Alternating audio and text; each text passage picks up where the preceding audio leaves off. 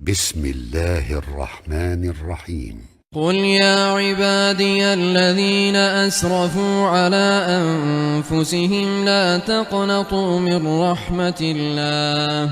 إن الله يغفر الذنوب جميعا إنه هو الغفور الرحيم وأنيبوا إلى ربكم وأسلموا له من قبل أن يأتيكم العذاب ثم لا تنصرون واتبعوا أحسن ما أنزل إليكم من ربكم من قبل أن يأتيكم العذاب بغتة وأنتم لا تشعرون أن تقول نفس يا حسرة على ما فرطت في جنب الله وإن كنت لمن الساخرين أو تقول لو أن الله هداني لكنت من المتقين أو تقول حين ترى العذاب لو أن لي كرة فأكون من المحسنين بلى قد جاءتك آياتي فكذبت بها واستكبرت وكنت من الكافرين ويوم القيامة ترى الذين كذبوا على الله وجوههم مسودة أليس في جهنم مثوى للمتكبرين وينجي الله الذين اتقوا بمفازتهم لا يمسهم السوء ولا هم يحزنون الله خالق كل شيء وهو على كل شيء وكيل له مقاليد السماوات والأرض والذين كفروا بآيات الله أولئك هم الخاسرون قل أفغير الله تأمروني أعبد أيها الجاهلون ولقد أوحي إليك وإلى الذين من قبلك لئن أشركت ليحبطن عملك ولتكونن من الخاسرين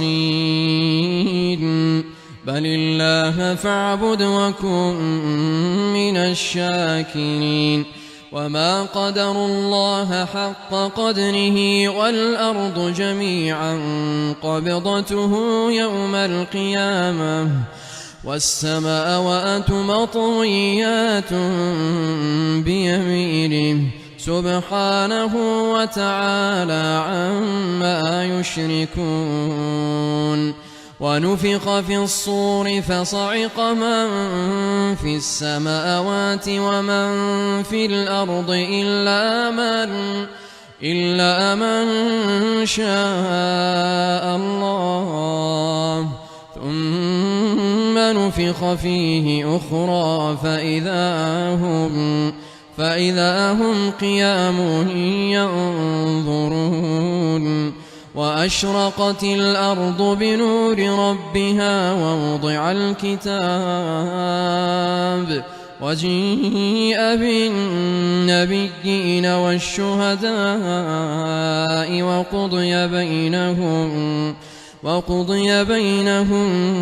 بالحق وهم لا يظلمون ووفيت كل نفس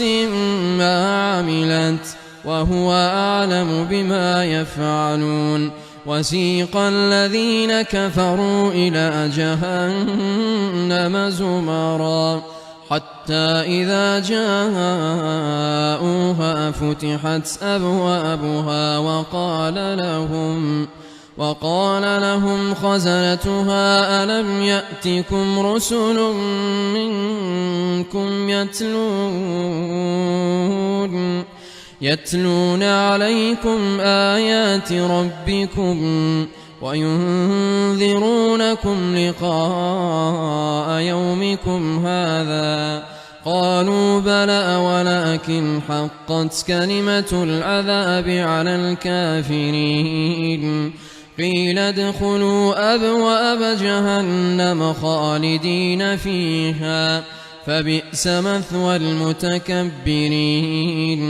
وسيق الذين اتقوا ربهم إلى الجنة زمرا حتى إذا جاءوها وفتحت أبوابها وقال لهم خزنتها سلام عليكم طبتم فادخلوها خالدين وقالوا الحمد لله الذي صدقنا وعده وأورثنا الأرض نتبوأ من الجنة حيث نشاء فنعم أجر العاملين وترى الملائكة حافين من حول العرش يسبحون بحمد ربهم وقضي بينهم بالحق وقيل الحمد لله رب العالمين.